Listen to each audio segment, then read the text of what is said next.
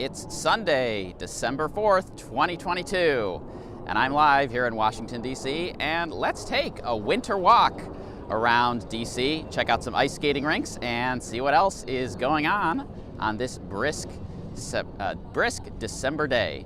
So, if you're watching this on the replay, go ahead and leave a chat after you're done watching and let me know if you have ever been to any ice skating rinks in DC before, and which one was your favorite and why.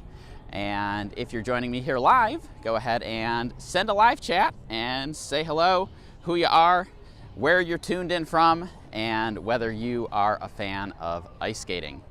And in the meantime, I will go ahead and turn the camera around and let you know where I am and what I'm up to.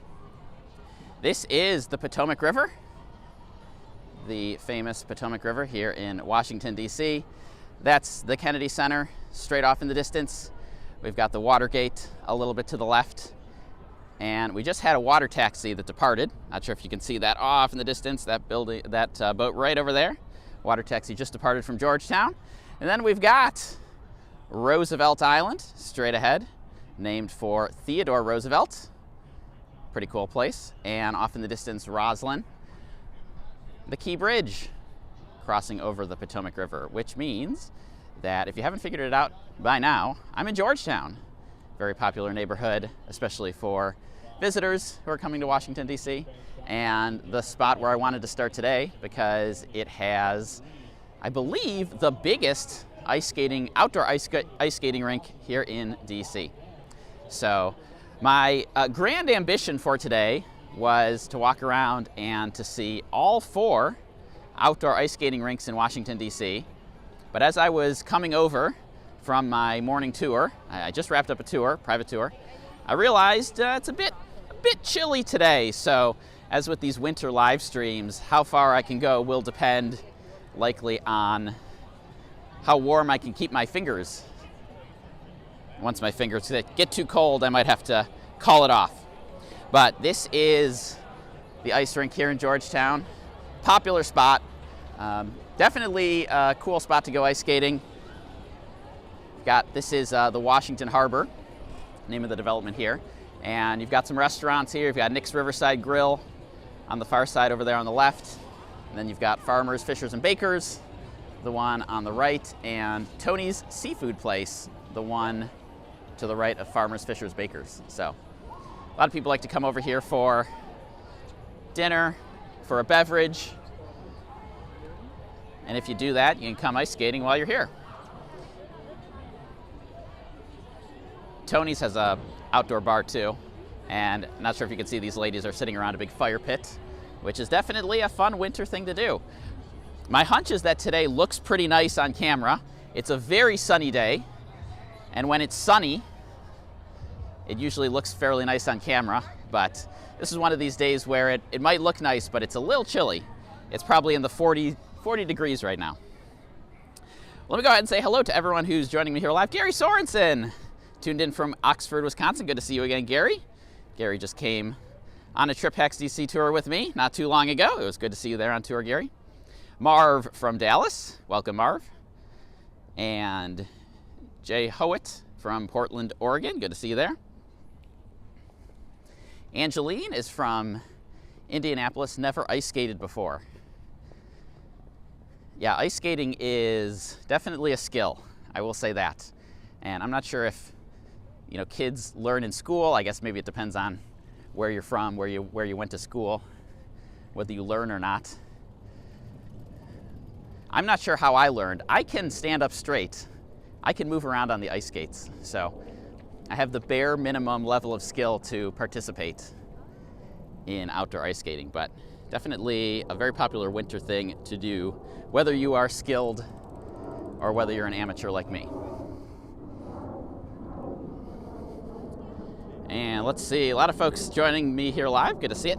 Ooh. Jay, good evening. Yes, evening where you are. Jay says, big dilemma today, Commanders game on TV, England playing in the World Cup in 20 minutes, and the live walk. I think you can skip the live walk today, Jay. It's hard to compete with that. Well, maybe not the Commanders, as anyone who's watched Trip Hacks DC knows. I'm not a huge fan of the football team, specifically of the owner. But hey, the World Cup only comes around every, 4 years, so there will be plenty of these live walks, but only one World Cup for many years. And James says, I broke my left ankle ice skating in December 2016. Sorry to hear that. The last time I went to get some footage of one of the ice rinks, just as I was at the end of recording my video, a kid just totally wiped out on the ice. And I think he was okay. He got up and everything, but yeah, it's definitely not without its risks.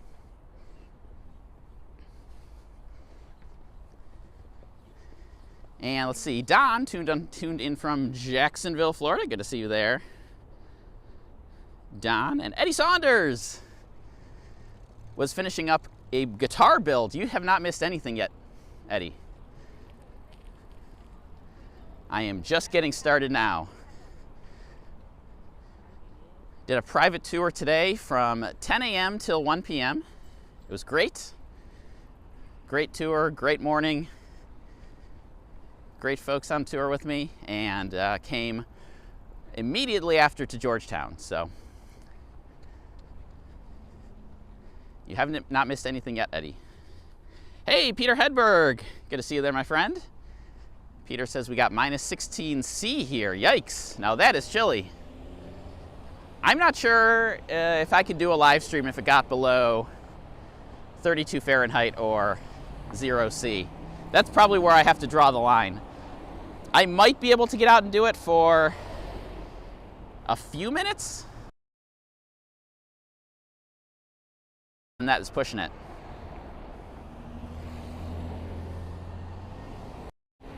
The challenge with these live streams, what you don't see on camera, and which I can't really show you on camera, is, well, I suppose you can see it if you look at the thumbnail for the video, is that I walk around with the phone on a gimbal, a DJI gimbal, and in order to watch the chat, I have to, swipe on the phone, and so I have a hand with no glove because I've tried different types of gloves, thinner gloves, thicker gloves, gloves with special pads on the fingertip, gloves that allegedly, work with smartphone, and the ones that do work with smartphone, they might work in theory, but they're rather imprecise. So I kind of need precision when I'm touching the screen here in order to get it to work, and also just flip the camera around front to back and monitor the chat and all that. So if anyone has found the holy grail of glove, winter glove, that can maneuver on a phone, a smartphone, in a precise manner, let me know, because I would like to investigate, because everyone that I've tried hasn't worked out that well for me.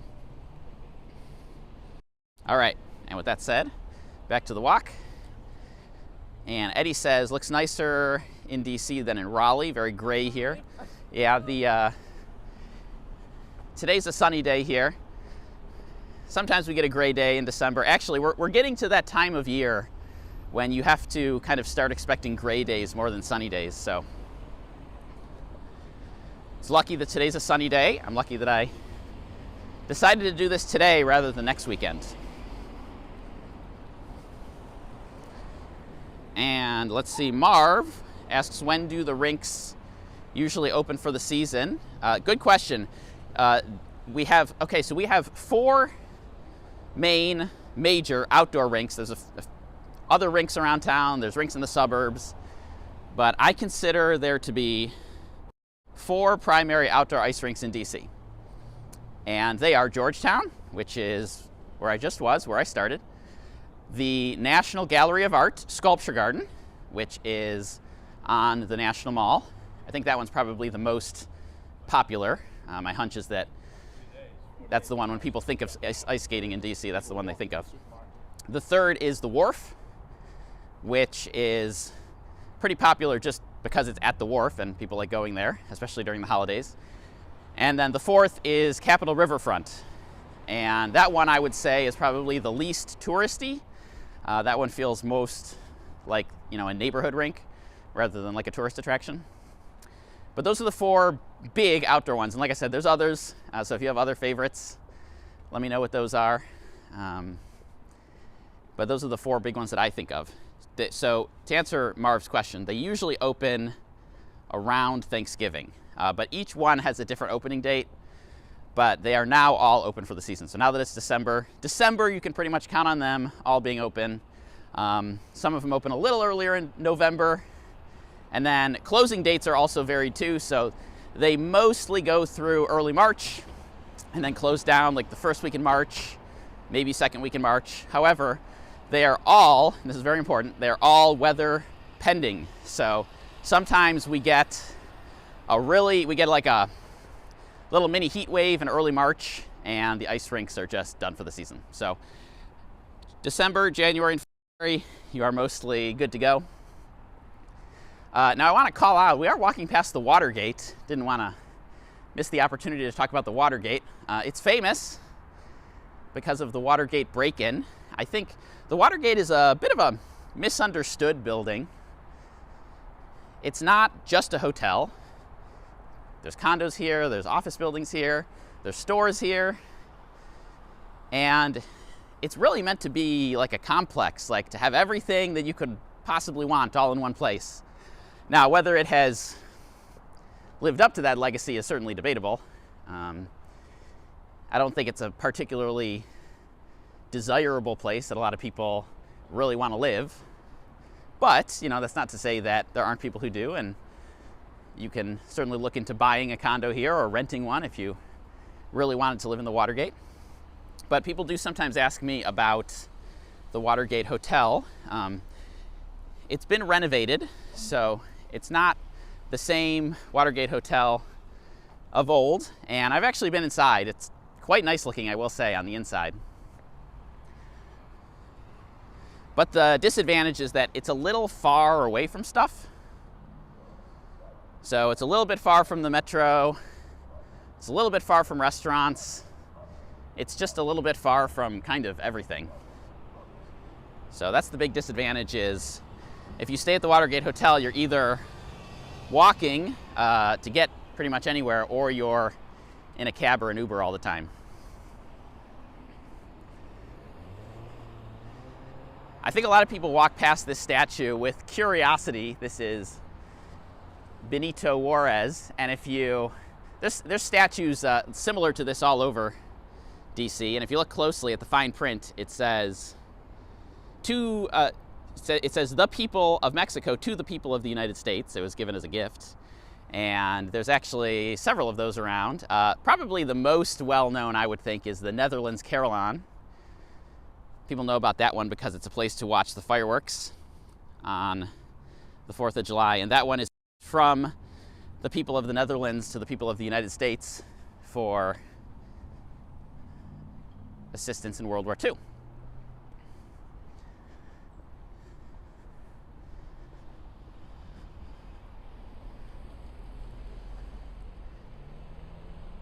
All right, let's see. Peter Hedberg says, booked a trip to, how do I pronounce this? Svalbard?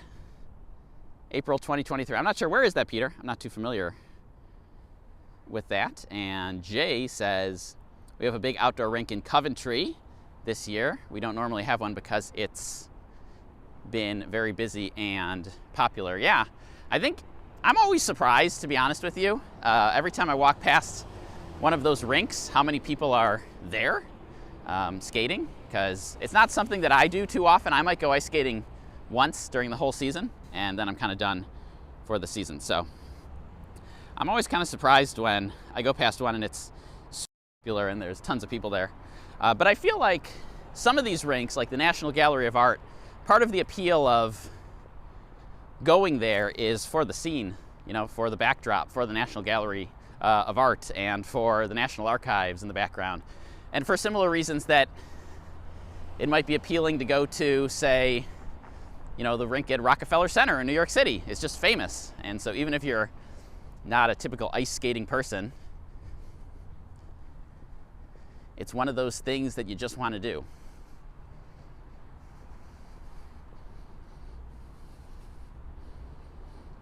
Okay, Evan Cortez, good to see you there. And yes, thanks for calling that out. This is the 50th anniversary of the Watergate break-in, and the Portrait Gallery has an exhibit to commemorate the 50th anniversary. So it's got portraits, and it's got art, and it's got all kinds of stuff to commemorate the 50th anniversary. I almost forgot about that one for a second. Thank you for reminding me of that. Okay, Don wants to know, as a pedestrian who walks a great deal, what shoe do I wear for city walking? All right, let me see if I can stop for a second to show you my shoe. Now this is kind of the end of this shoe's lifespan. So this shoe is a Mizuno shoe. I don't know the model number on here. If anyone is really into shoes, you can probably figure that out. So what I have discovered when it comes to shoes is that since I do a lot of walking, it's really important to have a high quality shoe. And so a lot of the big box stores, shoe stores, like the DSWs of the world, they don't always stock the most high quality shoes. They stock the cheap shoes because they're trying to sell cheap shoes. I mean, their whole appeal is that they sell cheap shoes. So I usually go to a specific running store or walking shoe store or running shoe store, and just try them on, right? Because that's the whole benefit of being able to go to a store, is that you can actually try before you buy. So I will often go to the store and just try on the shoes that they have and see which one I like best. And the last several times I've done that, it's turned out to be the same Mizuno shoe.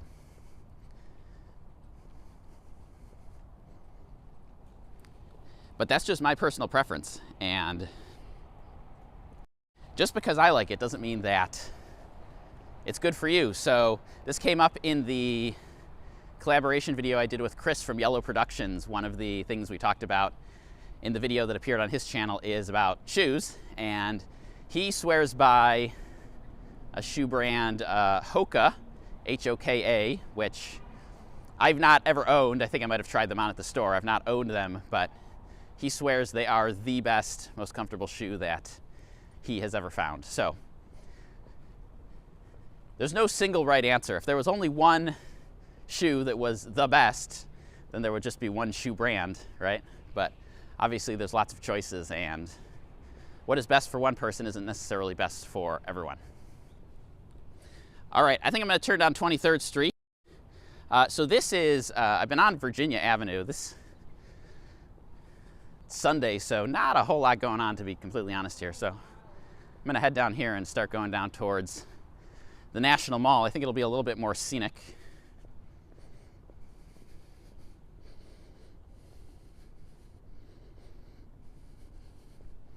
And let's say Sai, am I pronouncing that right? Sai says I'm doing a good job. Well, thank you very much for the compliment. My gimbal is, I couldn't get it perfectly calibrated today, so it's a little bit tilted. It's a little bit tilted this way. Not sure if you can tell. It's annoying me a little bit, but if you can't tell, then we're all good.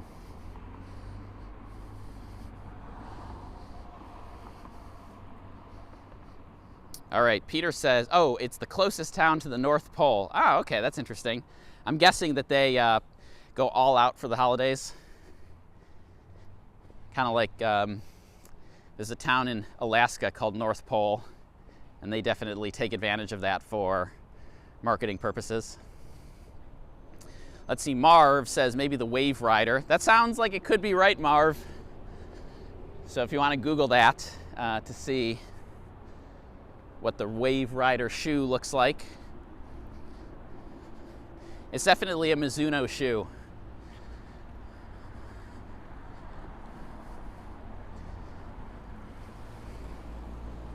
And I usually go through 2 to 3 pairs of shoes per year.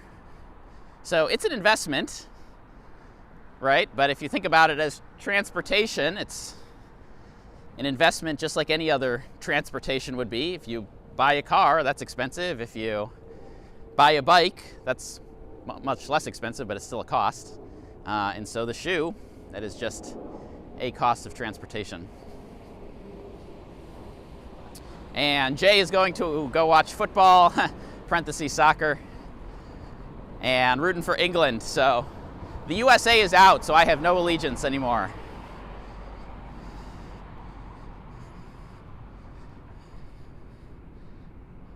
And oh yes, thank you, Jay. Says before I go, don't forget to like the video. Yeah, those are always appreciated. And they help me know that people are enjoying these. So on the other side of the street, this is the US Department of State. Now in the movies, you will sometimes hear this building specifically, they'll refer to it as Foggy Bottom. Now this general neighborhood is called Foggy Bottom. And it's one of those things where they're using a geography to refer to a specific thing. So if you're watching a movie and one of the characters says something to the effect of, "Oh, we have Foggy Bottom on the phone," they probably mean the Secretary of State is on the phone, or someone high up in the Department of State is on the phone.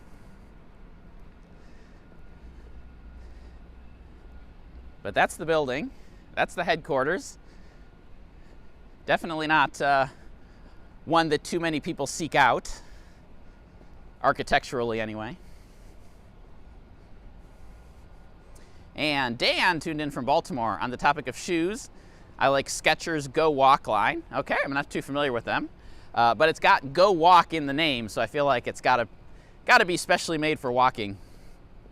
I think the key to a shoe is, I know some people say, oh, a running shoe is actually inappropriate for walking and that you really want a walking shoe.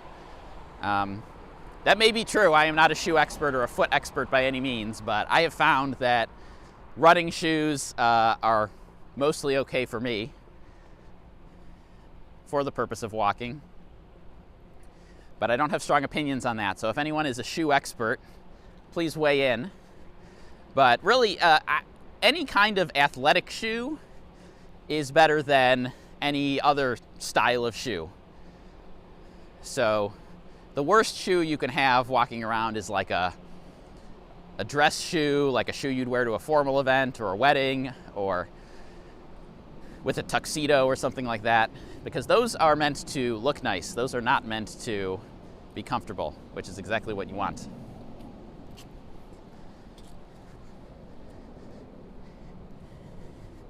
And I know we're spending a lot of time talking about shoes, partially is because we're in a bit of a uninteresting part of the walk here. But I will say it is important because when people travel, if they're not walkers, on a daily basis, and by that I mean, full-blown 10,000 steps every single day, it's physically demanding to walk, but usually the first body part that gives out is not the knees, it's not the legs, it's not the calves, it's almost always the feet.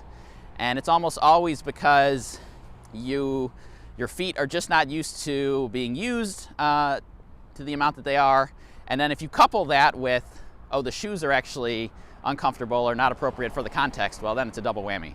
And so that's why the shoes are such an important discussion. If you're going to be doing something like this, which by the end of this, I'll have walked, 2, maybe 3, maybe 3.5 miles, depends how far I can get today. And so, yeah, shoes are important. Don't mess around with that. All right, turn back around here. And Marv asks, did I walk from my tour to Georgetown or take the metro? No, so what I did, Marv, is, so on the private tour of the monuments, we end at the World War II Memorial. And so that's on 17th Street. Ooh, I'm running out of time here. Speed up. So end at the World War II Memorial, and then I walked up to Virginia Avenue, and I picked up a Capital Bike Share bike, and I biked up the new bike lane on Virginia Avenue, which was pretty awesome, I should say. And I took that basically to near where the Watergate is. And then I walked from the Watergate to the Georgetown ice rink where I started.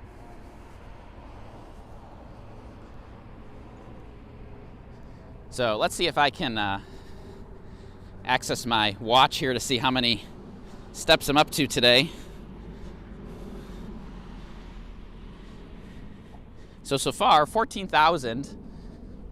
That was kind of hard to get access to that. 14,000 steps so far today. So today will definitely be a day when I crack 20,000. On a day when I give one tour, it's usually around 15,000. On a day when I give two tours, and I'll consider this live walk a second tour, easy to crack 20,000. And the most I've ever done was on a day when I gave three tours.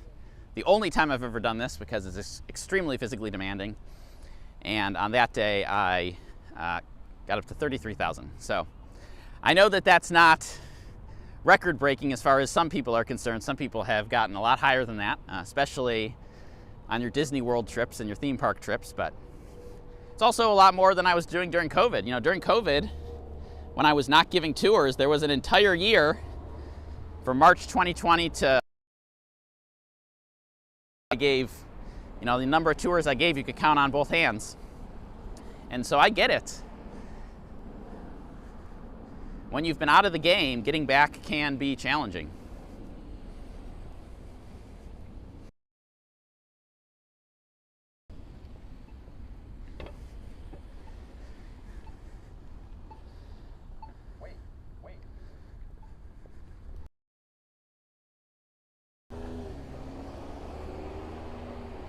All right, almost over to the National Mall area. It is a surprisingly nice afternoon. I was thinking when I was on tour this morning, I might not even be able to make it a mile because my fingers would be so cold on the live stream, but I don't want to jinx it, but it's warmed up quite a bit. It's feeling kind of nice out here now. And Gary Sorensen says this step record was 20,322, which just happened to be a day that he came on tour with me.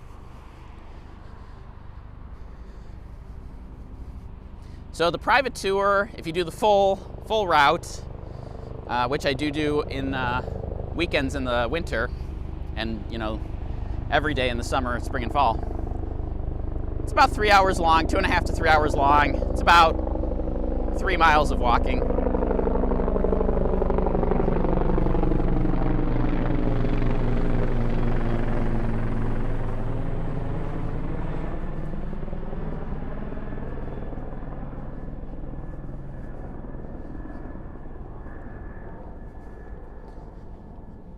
But I'm curious to know if anyone has cracked my record, 33,000. Let me know how many you got up to and what was the context. Were you at a theme park? Were you in DC, New York City, some other place where you were walking everywhere?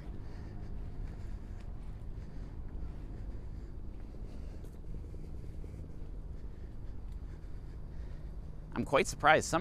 For December, decent number of trees with leaves still on them. Most trees have lost their leaves, but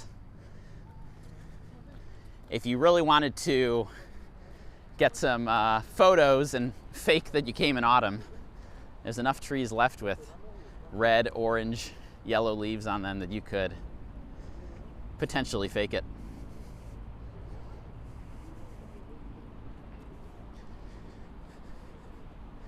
Now, straight up ahead and to the right, this is Constitution Gardens, one of the least loved parts of the National Mall. It has been many things over the years. It was a military installation during World War II, extremely ugly. Primo real estate used up for a very industrial purpose.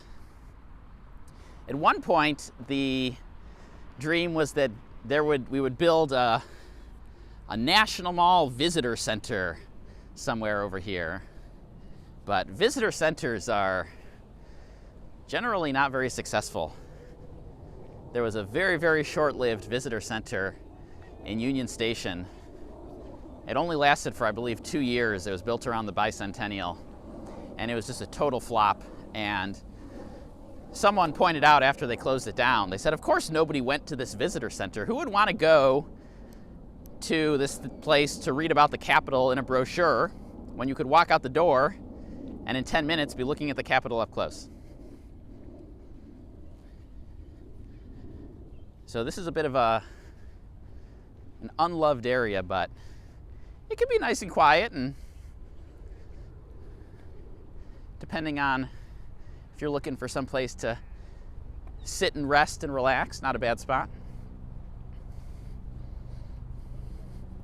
And Marv says, didn't track, but probably walked 5 miles a day during the 2 days spent in DC last winter. Yep, that checks out. Totally believe that. And Megan from Sydney, Australia. We were visiting in February. Wanted to say thank you for the videos. You're welcome. What time is it right now in Sydney, Australia, Megan? I think it's tomorrow there, right? So today is, right now it's Sunday here,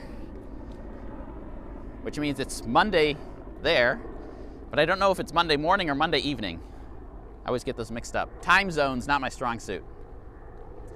And Eddie Saunders says, good point about the visitor center. Yeah, it's one of the, I'm gonna make a, if I can find some good, old footage or old photos of it, I'm gonna make a TikTok or a YouTube short about it so that people can see. Because I feel like it's one of those things where even when I tell locals about the, Union Station Visitor Center, they're kind of in disbelief. Like, really? That existed? But yeah, it existed. It was a flop.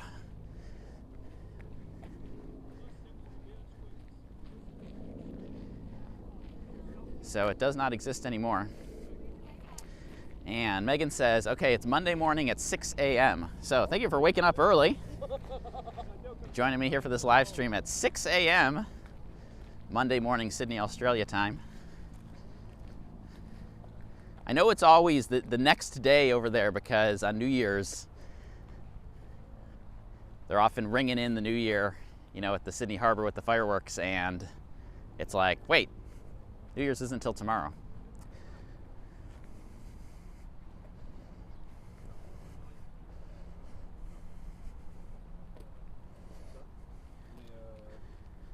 And, oh, by the way, speaking of New Year's, I am working on a video, tips for New Year's / New Year's Eve in DC.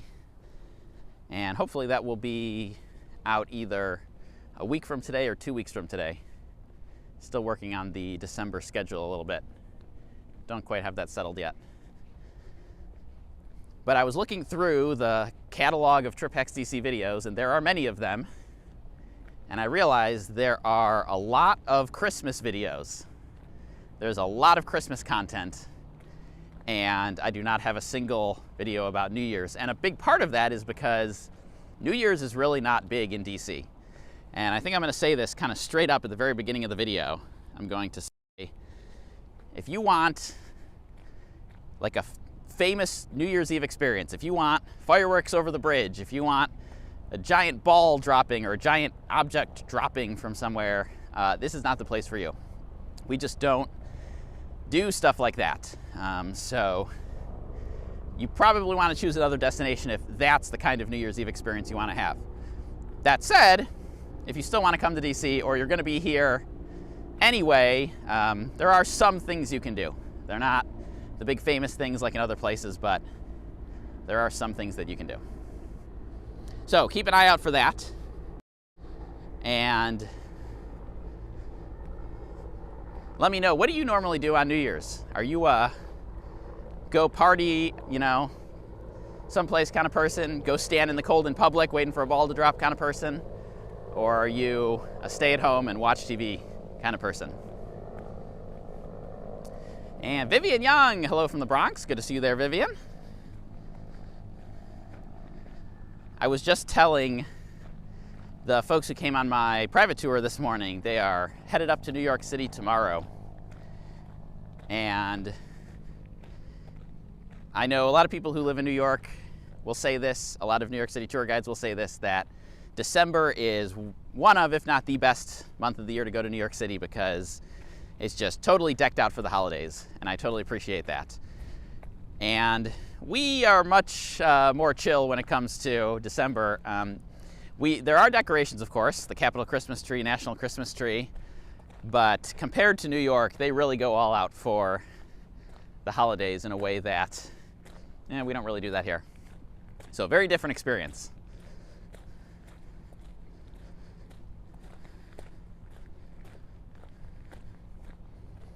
But I am planning on doing a live walk to see the Christmas lights this year.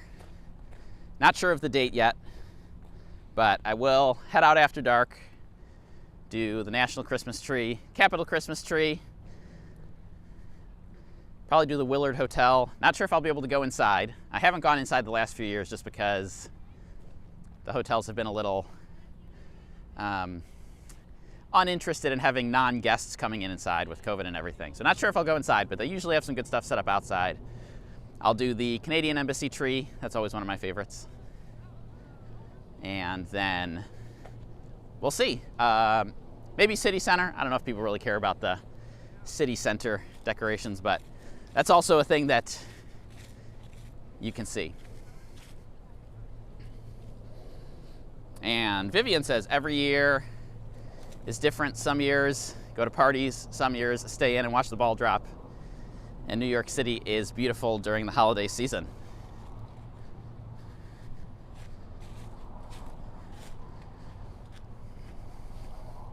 And Vivian says, I do still want to see DC during the holiday season. What I've shown in the past is beautiful. Well, I'm glad you think that.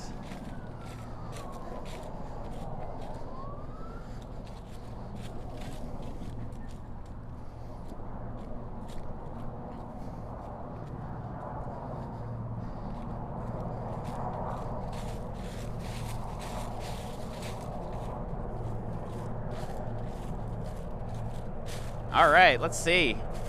Do we have a, is this a Marine One landing is the question. I see 1, 2, and 3. I see all 3 helicopters there. If it really is a Marine One landing, then I will take credit, say I planned this perfectly just for you all to see it.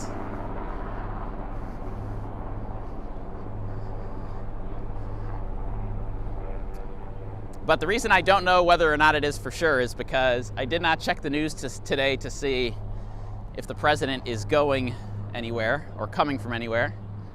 So if anyone who has a better pulse on the news happens to know, go ahead and leave it in the chat. Eddie says 3 weeks until my DC Christmas trip.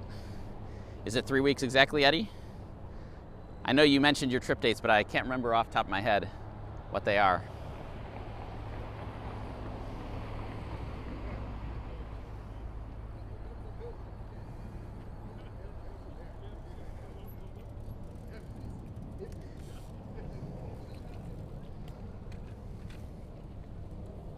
Eddie says, looks like it. I think in reference to Marine One landing. It's a good thing I decided to cut down 23rd Street rather than to head over to the White House, because when there is a Marine One landing, they usually clear out both the north and the south side, so you can't really get up close. And if anyone remembers, actually, last year when I did the evening live walk around the holiday lights, I had to start late because I got stuck behind a motorcade, not an actual motorcade, but like they had blocked they had blocked anyone from crossing the street on E Street. So basically, there were a whole bunch of us, like a dozen of us, trying to cross E Street, and they were like, "No, you can't go. Gotta wait, gotta wait, gotta wait." And then eventually, because no one was coming, they just let everyone across.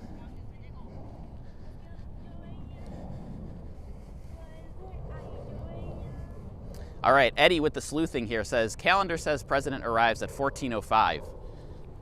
well, let's see, what time is it now? It's 2:14, so a little late, potentially. Does it say where the president is arriving from, Eddie? Or anyone else?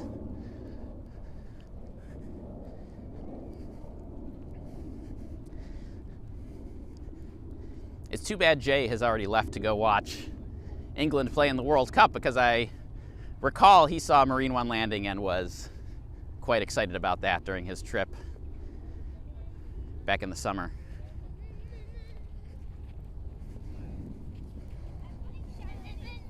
So today's the kind of day, just like on Thanksgiving Day when I was out here last week, where when I left for my tour around 9 a.m., there were not a lot of people out. It was still in the 30s Fahrenheit when I left. So today is the kind of day where a lot of people wait till midday to decide whether they're gonna come out and see the sights.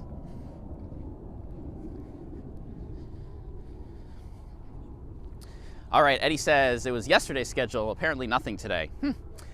So it's a mystery, unless anyone else has any insight.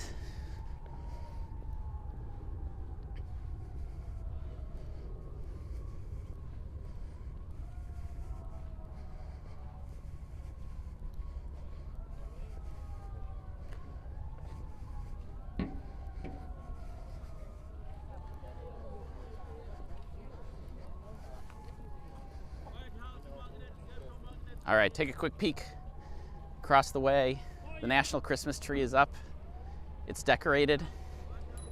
It's ready to go. There is going to be, they had the lighting ceremony on Wednesday. I gave a tour that day. It's actually, believe it or not, one of my favorite days to give a tour, because locally, the advice is stay away from downtown, don't go near the White House, the traffic is a mess, stay as far away as you possibly can. And so as a result, the day of the tree lighting often winds up being some of the smallest crowds of the whole year on tour. And so I told the person who I was with, he was a solo traveler, and I told him, you know, man, this is quite a treat. Getting to see, I mean, we saw the MLK Memorial without anyone else there. We saw the Korean War Memorial without anyone else there. It was something. Not something that you see every day. And it was a pretty nice day, too. A little chilly, but pretty nice.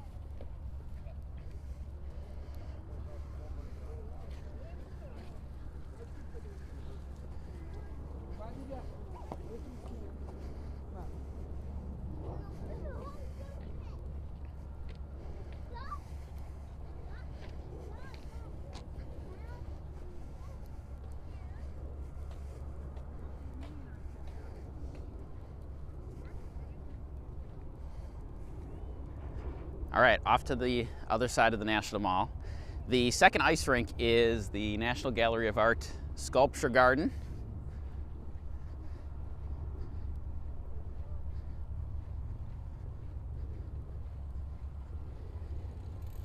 This one was one of the later ones to open, so I can't remember who was asking earlier about when do they open. So the National Gallery of Art Sculpture Garden rink, it didn't open until after Thanksgiving. So Thanksgiving was a week ago Thursday, and it opened, I believe, the Saturday after that, so 2 days after Thanksgiving.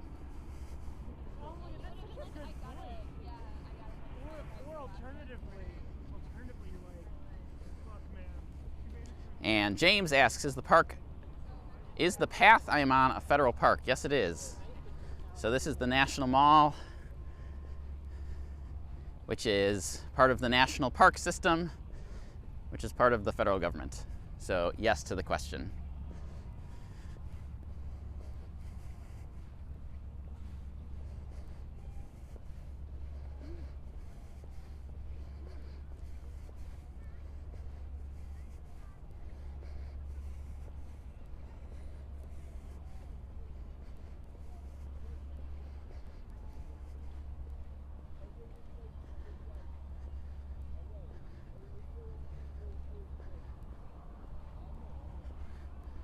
All right, I'm gonna take the most direct path, cut right through here.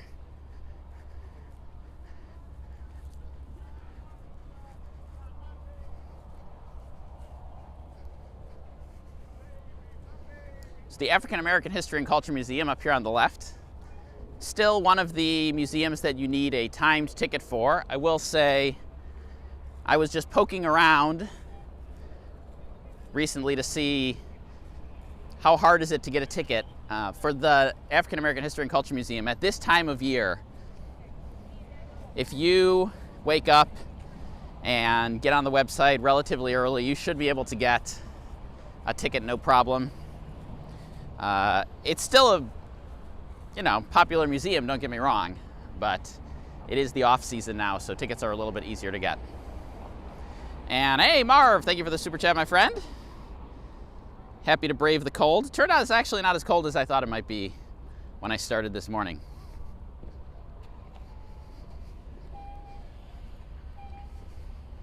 And Dan says that could have been Marine One.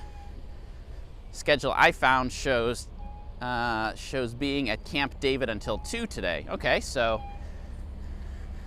that timing might be about right.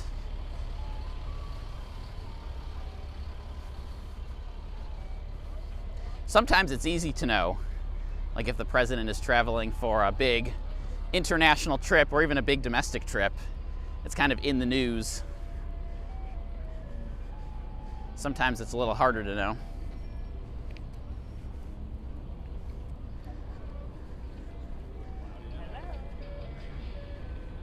I will say when it comes to helicopters, the first time you see one in DC, it's like the most exciting thing in the world. The second time you see one, it's still pretty entertaining, but once you've seen a bunch, it quickly loses its luster.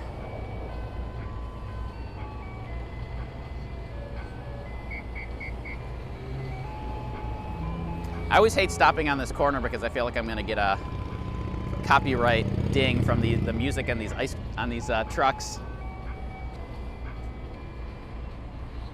I don't know if the generic ice cream truck music is under copyright or not.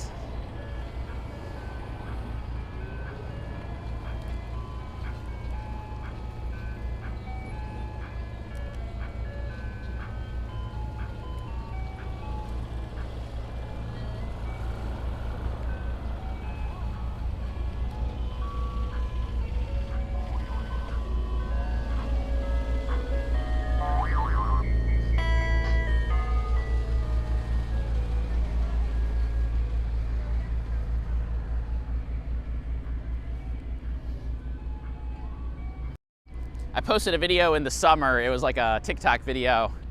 I was just stopped at that corner and there were 2 ice cream trucks side by side blasting the ice cream truck music, like dueling ice cream truck music. And I just thought that was funny. And somebody left a comment that was like, "This is truly the stuff of nightmares." I gotta say, I don't know how the people who work in there can stand it to listen to that all day, but I don't have any ice cream truck experience, so I don't have much to add to that conversation.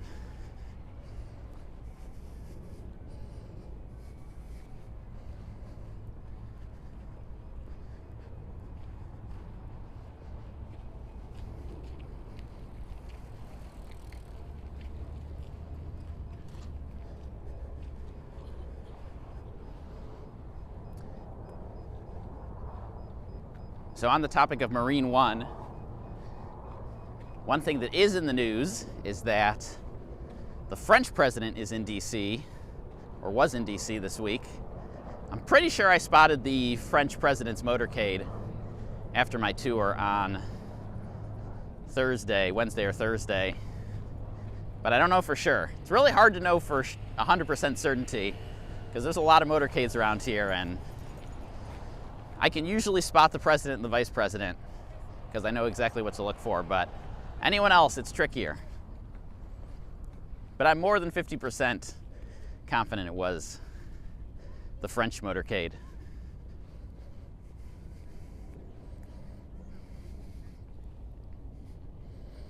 And Eddie Saunders says the ice cream music is quite awful.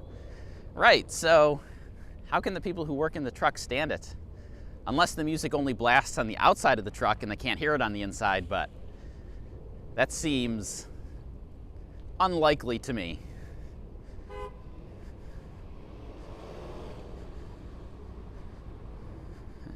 Dan wants to know if there is a program that catches the copyright music or if there's a person who reviews every video posted on YouTube. There is definitely not a person who reviews anything. It's all automated, which is why it's super frustrating, because even if you walk past somebody blasting music out of their car for 2 seconds, you still get dinged. Like when I tried to do the live stream on the 4th of July, it was a mess. I had poor signal. I just did not work out. But I went to the end of the parade route on the 4th of July, and somebody was blasting some song from one of the cars in the parade. And of course, you know, that was the one that got me busted. So if I had just ended it 5 minutes earlier, I could have avoided that. But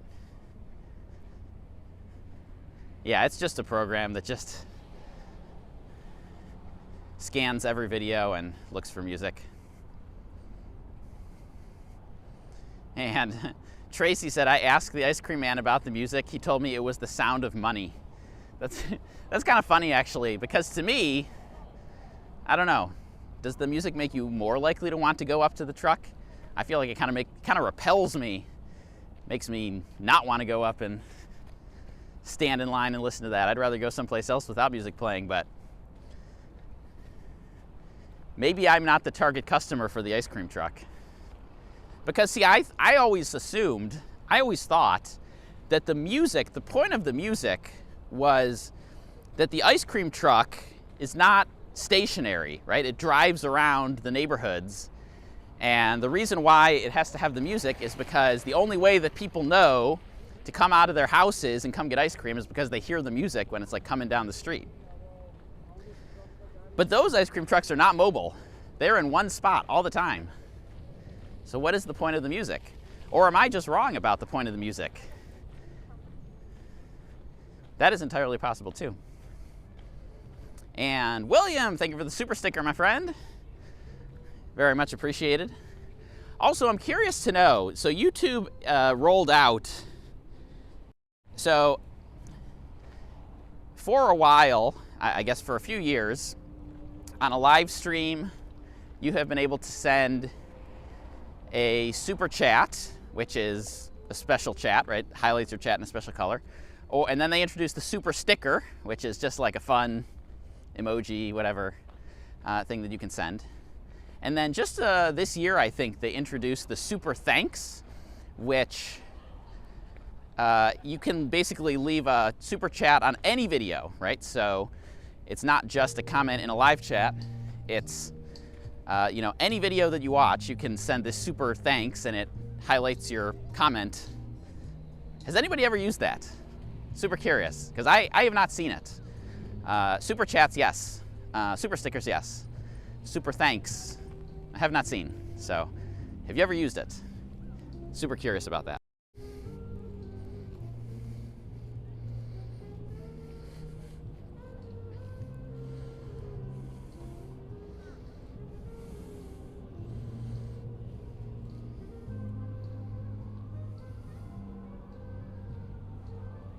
Sounds like the mic has cut out.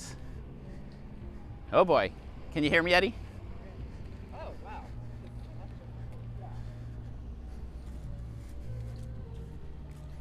All right, I'm going to go over to this table and try to troubleshoot it.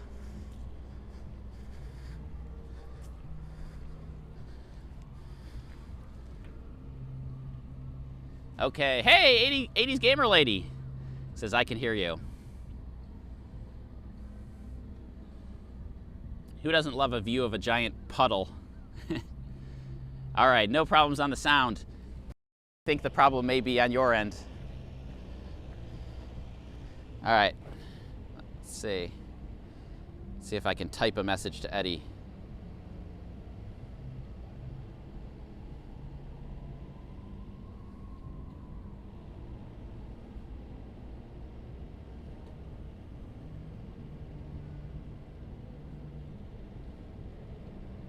Let's see. What's the question mark on here?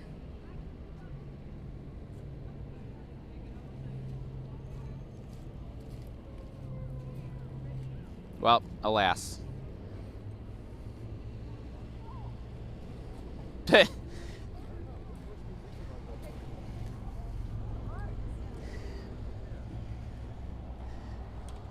I love how it came in with no spaces. I swear I typed spaces. I know how to type a message.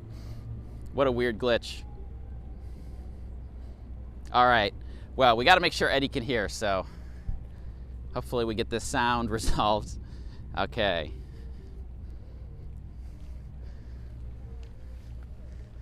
I thought maybe they cut me off after the guy playing the saxophone was playing a copyrighted song. Did anyone hear the guy playing the saxophone?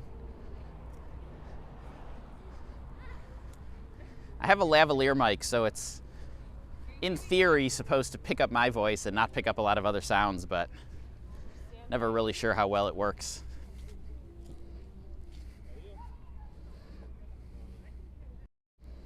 So this is my microphone right here. So this is like a lavalier microphone with a wind screen on it.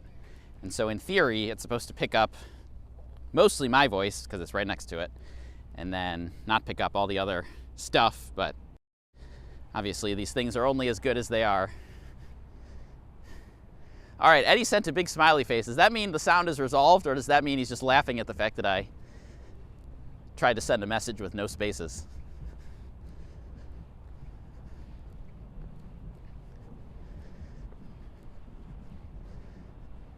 What a hilariously weird glitch. That it deleted all my spaces. 80s Gamer Lady says it looks like those puffs on top of beanies. Yeah, it does actually kind of look like that.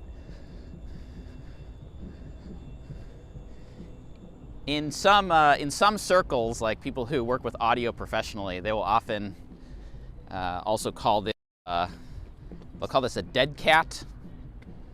I guess it looks like a unalive, big furry cat. Unless they call it that for some other reason that I don't even know about. All right, Marv has another question. Send your questions, by the way. I've got lots of time to answer as I walk from one place to the next today. So Marv wants to know about the Cherry Blossom 10-mile race, the first weekend in April. I'm thinking of entering the lottery for it. Decent chance for peak bloom during that time. All right, I'm going to say this. I say this all the time. Don't plan your trip around peak bloom. You're only going to be disappointed. You come expecting not to see a bloom and be pleasantly surprised if you catch one, because otherwise you're going to be disappointed. It is nearly impossible to time peak bloom. It is nearly impossible to predict it. So plan your trip around it. Now, question, has anyone seen the 3D house before? All right, look at this house. Watch closely as I walk around.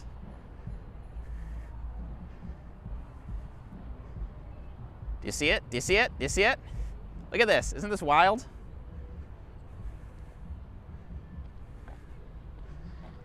I think this might be my favorite thing in the entire sculpture garden. That piece of art is definitely made for social media, though.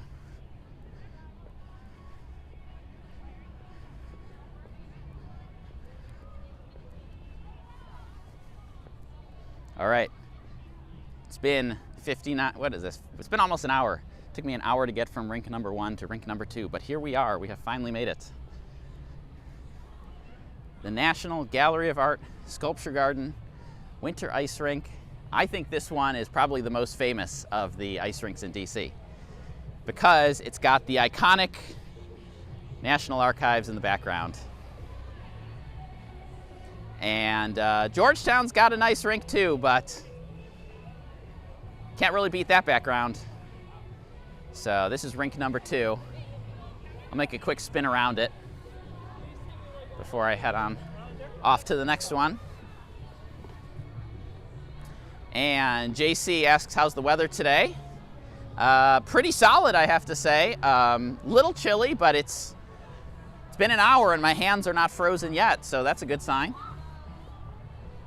I do want to stop by here, the sign though, because people often ask, how much does it cost to go ice skating? So here's the prices, at least for this rink. Now they all have roughly the same pricing structure, so $12 for the skating and $6 if you want to rent the skates. And for your $12, you get 2 consecutive 45-minute skating sessions, and then there's a 15-minute break in between for them to Zamboni the ice. So basically you get an hour and a half for $12, or $18 if you rent the skates too. I think that's a pretty sweet deal. Just my personal opinion. And then these are the hours. So this rink is open 7 days a week, and stays open late on the weekends. So that is something to think about. People often struggle with, and I often struggle with too, what to do in the evenings around here. Washington, D.C. is not really a big late night city. You know, there's of course bars and there's nightlife and stuff like that, but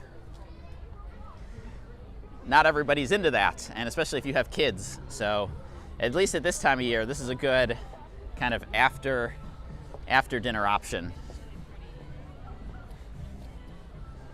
And Marv says a lot cheaper than the ones in NYC. Is that right? I don't know how much those cost. Do you happen to know?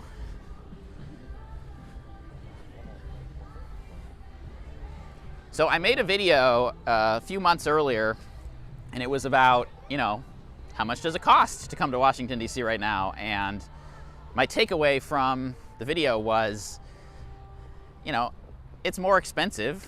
Everything's more expensive. Life is more expensive. There's no destination right now, at least in the U.S., that you can go to and everything is the same price as it was 3 years ago.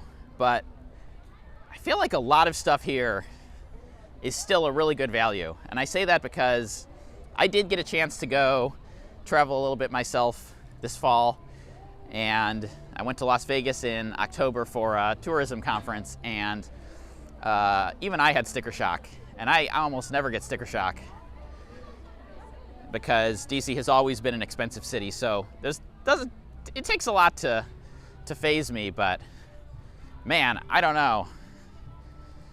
It was expensive. And Marv says, I did the Woolman Rink in Central Park. It was $20 plus skates, okay? And they charge for lockers. So yeah, that is a little bit more. But the Woolman Rink is like the most famous one in all of the country, I feel like. And again, you have to remember that New York City is big in Christmas time, and obviously you can skate in January or February after Christmas is over, but like when people think of outdoor ice skating, I feel like the Woolman Rink is like the primo one. So I would have been surprised if that was not more expensive. And interestingly, last year I did a winter live walk around with my friend Megan, who runs the Megan Daily and is a tour guide in New York City. And as it turns out, also a former professional, semi-professional figure skater, and learned that none of the outdoor rinks here are what you would call, I think she said Olympic-sized, or yeah, Olympic-sized rinks. And basically, an Olympic-sized regulation ice skating rink would be the same size as a hockey rink. And none of the outdoor rinks here meet that. They're all smaller, or they're kind of shaped differently or whatever. And that's for the simple reason that they're kind of building these rinks into the shape of the space that they have. So they're not, you know, putting them in a big open field where you can build them to the exact specification.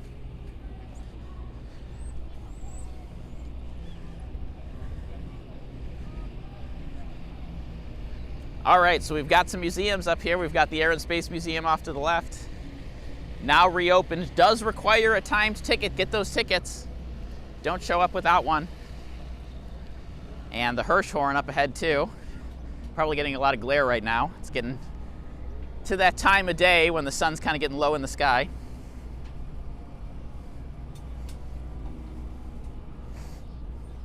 And JC is voting for a winter collaboration with me and Megan in New York City. That would be cool, but I don't have any plans to go to New York City this winter, so that would be cool to do. But I did do a very spontaneous live stream with Megan in New York City in September. I did go to New York over Labor Day weekend, so if you haven't seen that and you want to check it out, go on the Megan Daily and browse back through the live streams and find the one from Labor Day weekend in September. I think I'm in the thumbnail, but that was a very spontaneous one.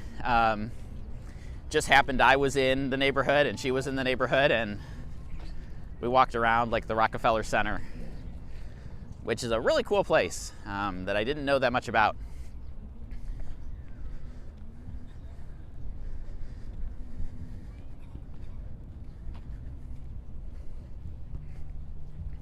All right, so I am off to the next rink. Anyone want to guess? There's only 2 left. If you've been watching since the beginning, I said what I consider the 4 major outdoor rinks in DC are. I've been to 2. There's 2 left. And JC says, yes, I saw the Slumber collab. Very cool. Yeah, it was very spontaneous. It was not planned. Not that many of my live streams are planned per se, but I usually try to have one overarching theme. Today's theme is the ice skating rinks. And for the next one, the theme will be the holiday lights. So keep an eye out for the announcement. I haven't quite figured out the December video schedule quite yet. I've got a few that are in production at the moment, including that New Year's Eve one. And Sean says, good evening. Where in the world are you tuned in from, Sean? Somewhere where it's evening. Somewhere in Europe, probably. Or, let's see, evening. I feel like if you were in Japan, it would probably be the middle of the night there, right? Sometimes we have viewers from Japan tuning in super late night. All right, Vivian Young is heading out. Good to see you here, Vivian. Thanks for tuning in. Catch you next time. And Sean is from the UK. So you're apparently multitasking to watch that World Cup match, which Jay left for earlier.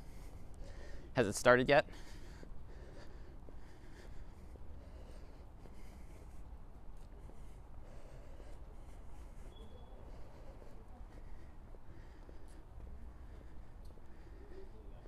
All right, this is one of the more interesting, lesser visited little gardens here. Check out this bench.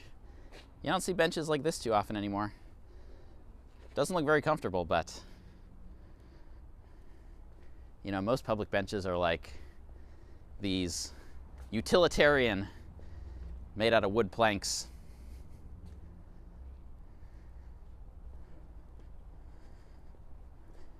And the average Joe. Good to see you here, Joe. Tuned in from the DMV. Joe, I don't know when you tuned in, but I am curious to know, have you been to any of the big outdoor ice rinks in DC? And if you have, which ones have you been to? But so far, both the Georgetown rink and the Sculpture Garden, they were pretty busy. I mean, let's be honest, they were pretty busy in there. Now, it is a weekend, it is Sunday. Weekends are always going to be more busy than weekdays, just because weekdays people are at work, people are at school. So if you're coming here as a visitor, if you're coming here from out of town, go do that stuff on weekdays when the crowds are smaller, and then when the locals all show up on the weekends, it'll be more crowded, but you'll have already done it.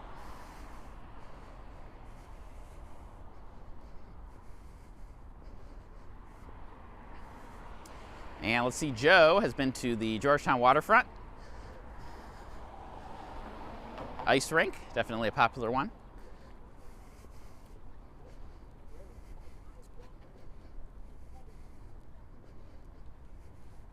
And an update on the England game. Sounds like England is up 1-0. So good for them.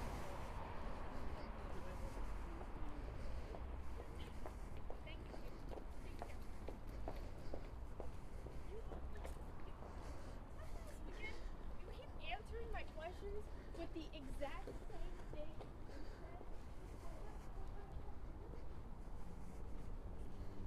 So this is the Arts and Industries building here on the right. Futures was in here earlier this year. I was quite a fan of Futures. I enjoyed it quite a bit. It was a limited run exhibit, and then they closed it down in the summer. They're going to renovate the inside of the building again.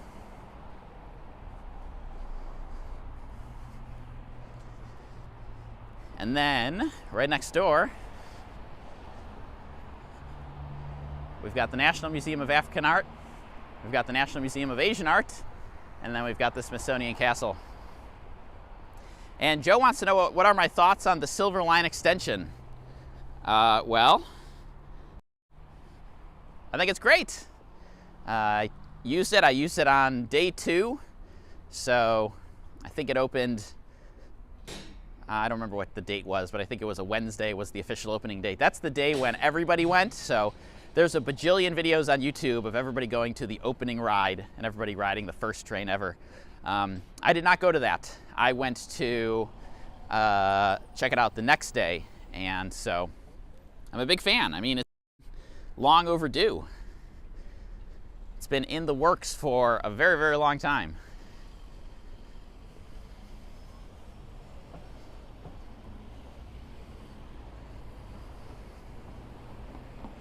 And I always kind of dreaded taking a flight out of Dulles Airport just because it's so far from the city.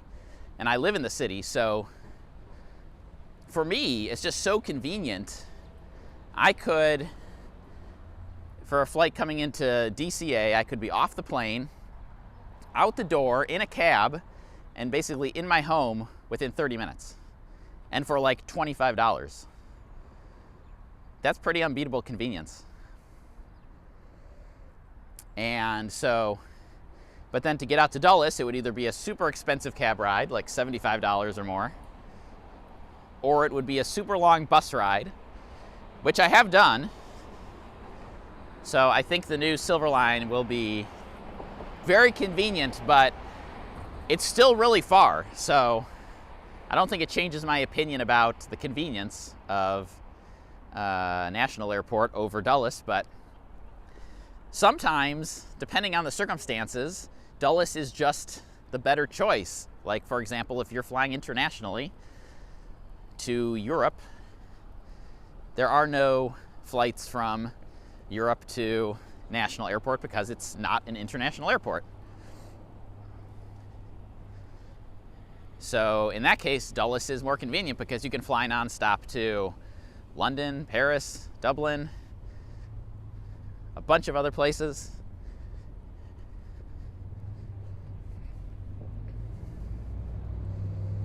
And Sean says, I'm sure I've done a stream on the Silver Line extension. I've not done a live stream, but I did do a couple of videos. So I did a how-to video, and I did 2 short videos. And it's funny because one of the short videos is about why the station is not right at the terminal. So at some airports, the metro station or the train station, it basically pulls you right into the airport, and you get off the train and you walk 30 seconds or 60 seconds and you're in the airport. And for Dulles, it's about a 5-minute walk. And I made a short video kind of explaining the curiosity behind, well, why didn't they just build it right at the terminal? And that was the original plan. The original plan was to build it right at the terminal. It was going to be an underground tunnel station right at the terminal that would drop you right there. And basically they didn't, for cost reasons, because it was more expensive to do that than to put it in the parking lot and make you walk 5 minutes. So that's the story behind it. Now, when I posted this short video on TikTok, and this is partly my fault because TikTok is a whole special place, but so many of the people were hyper-focused on the 5-minute walk. And they're like, oh, you know, a 5-minute walk, that's nothing. You know, you're not a real traveler if you can't walk 5 minutes, all this stuff. They all missed the point, but that's my bad. I should have known better. All right, so now making my way past L'Enfant Plaza on the way to the wharf. So if you guessed the wharf earlier, yes, that is where I am headed next.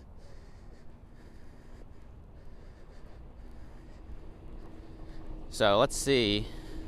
Joe is going to try out the Silver Line in December. And Sean says DCA doesn't do international flights, unfortunately. So it does not, so DCA does not have Customs and Border Patrol. It does have, I believe, 5 international flights. And all 5 of these flights are from places that have a US border pre-clearance. So I believe one is Toronto, one is Montreal, and there might be one in the Caribbean. If anyone knows all of them, let me know. And so you clear the border at the departing airport, and then when you arrive at DCA, it's basically like you just arrived on a domestic flight and you just walk off the plane and walk outside and you're done.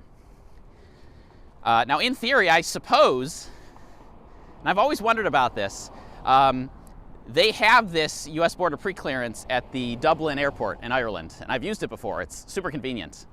It's one of the best hacks for traveling to Europe is if you can't get a nonstop flight for whatever reason, take the flight through Dublin because it's super convenient to get back. But in theory, I suppose if they flew a small enough plane across the Atlantic, they could offer a flight between DCA and Dublin. Maybe. I don't know if the economics make sense. I don't know what the rules are. But I've always wondered about that.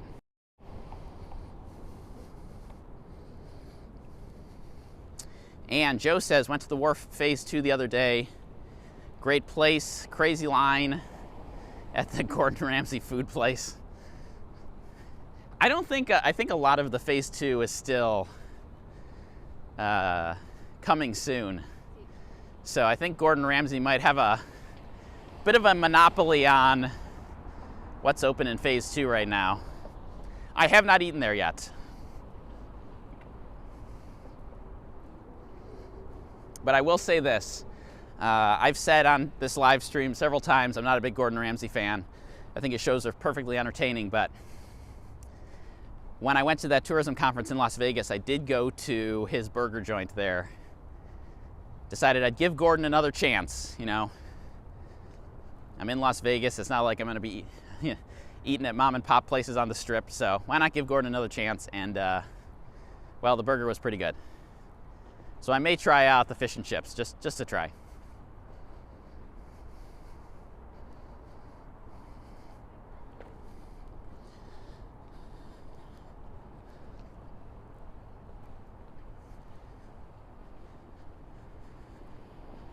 All right, Sean says there is a flight from Dublin, Ireland that goes to Dulles.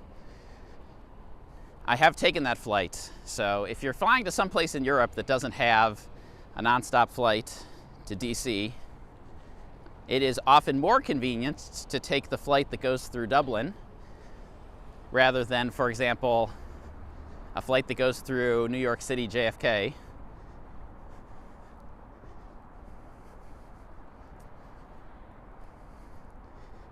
Okay, JC says DCA has international flights from various Canada airports and Nassau, Bahamas. Knew it was somewhere in the Caribbean. Just couldn't remember where.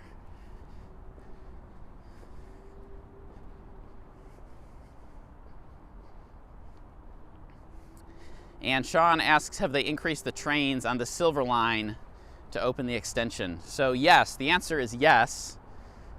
They are bringing back, slowly but surely, the 7000 series trains. So there are more trains on the tracks right now than in the past, which is good because it means, in theory, shorter waits for trains and the ability to open up the Silver Line extension.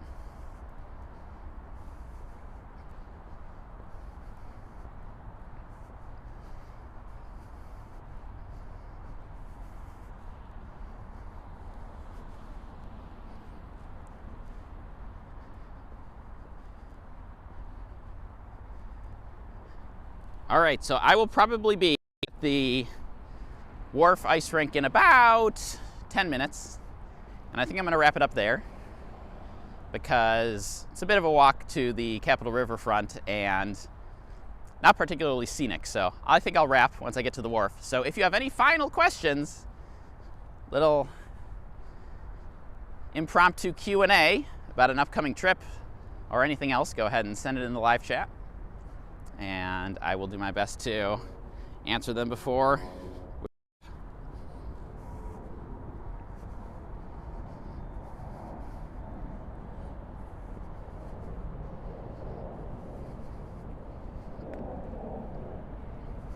And Sean says, I've done the U.S. Customs at the Dublin airport. The line was quick. The line was long, but moved quick. So I've actually basically had global entry for as long as it's existed.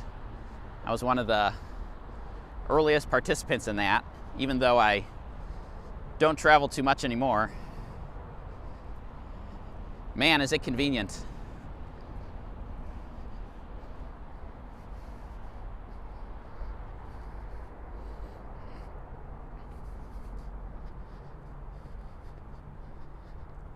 So if you're a big international traveler, definitely check that out. Now I know getting in order to get it, you have to physically go to one of their offices and get your picture taken and answer some questions. It's kind of a barrier to entry, and we're lucky in DC they have a location downtown where you can go. So for most folks, you have to do it in an airport, and it's not particularly convenient. But if you can swing it, it makes traveling internationally way easier.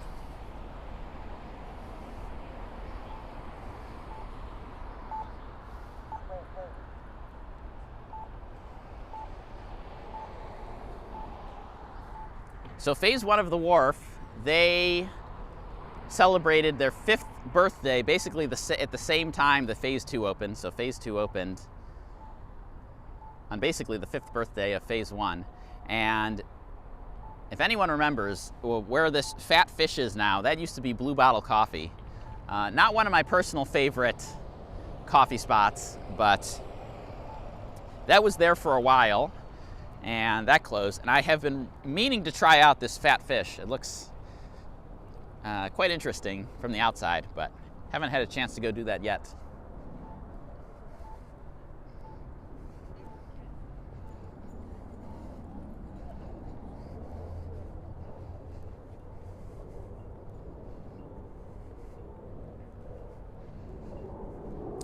And Sean asks, how long does global entry last for?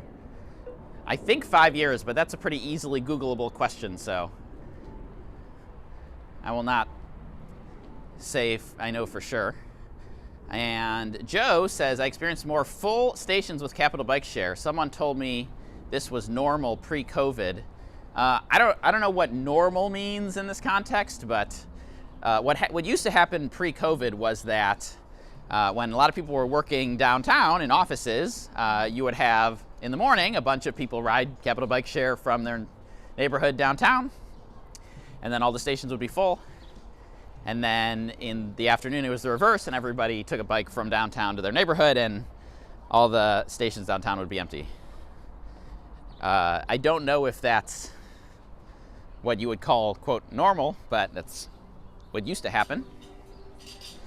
And it's hard for me to say. I mean, I use Capital Bike Share all the time, but I'm not using the same downtown stations that a lot of office workers are.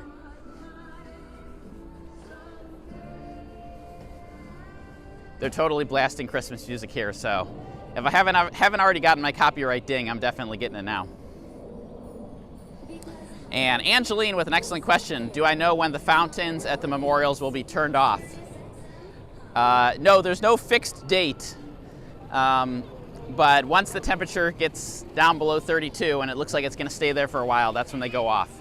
So that's why I posted that video, that short video this week, to say go see the World War II Memorial this week if you can, because we're getting to that time of year when, you know, it gets a little unpredictable. We might be getting to the point when they get turned off.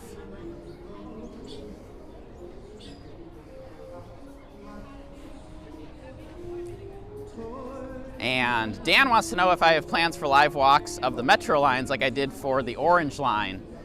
It was the red line. Yes, good memory.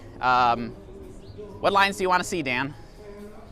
I'm up for it. Just tell me what you want to see and I can see if I can make it happen. And Joe says, DuPont Farmers Market fills up all stations around. Interesting. Very interesting.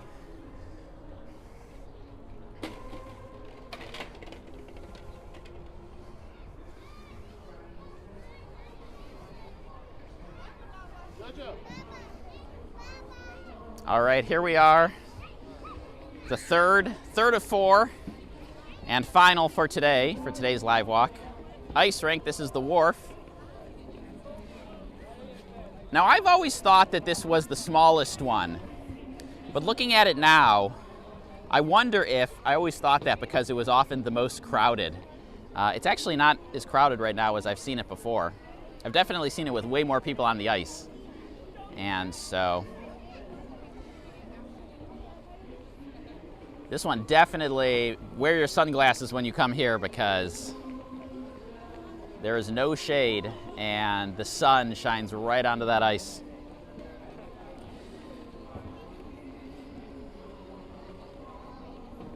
So that's the wharf.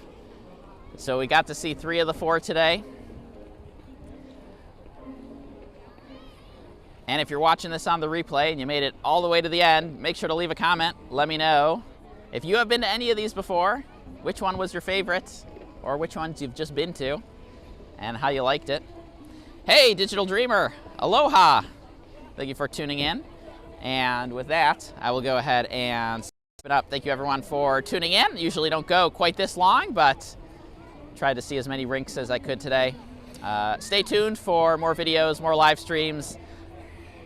Don't know if you've noticed, I have not formally announced it. A lot of people do this Vlogmas in December where they post 1 video every day. I am not doing that per se, but I am posting 1 short video every day as a bit of a experiment to see what happens if you post a short video every single day. So keep an eye out for those. Megan, thank you for tuning in. Gary Sorensen, thanks for joining today. Thanks for coming on tour with me. And for everyone else, thanks for spending an afternoon, an evening, a morning, depending on what part of the world you're in, with me. And as I say at the end of all of these, enjoy your trip.